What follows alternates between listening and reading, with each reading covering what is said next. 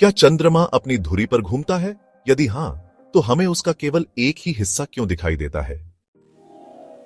चंद्रमा हमारे सौर मंडल का 5वां सबसे बड़ा उपग्रह है और यह पृथ्वी का इकलौता प्राकृतिक उपग्रह है। लेकिन क्या आपने कभी गौर किया है कि जब भी हम चंद्रमा को देखते हैं, हमें उसका सिर्फ एक ही हिस्सा दिखाई देता है? आखिर ऐसा क्यों होता है?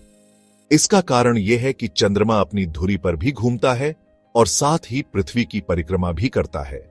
अब अगर यह दोनों गति अलग अलग समय में पूरी होती तो हमें चंद्रमा के अलग अलग हिस्से देखने को मिलते।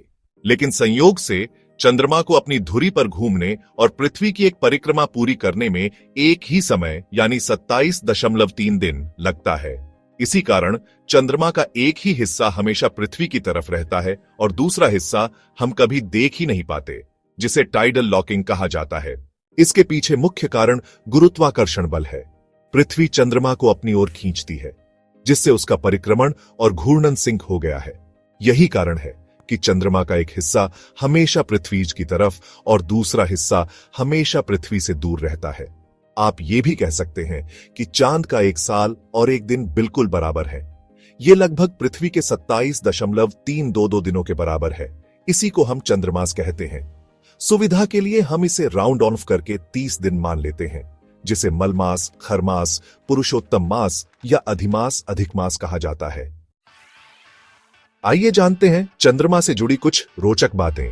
पहला, चंद्रमा का आकार पृथ्वी का 1/4 है। दूसरा, चंद्रमा पर वायुमंडल नहीं होता, इसलिए वहां कोई आवाज नहीं होती। तीसरा, अब तक 6 देशों के झंडे चंद्रमा पर गाड़े जा चुके हैं।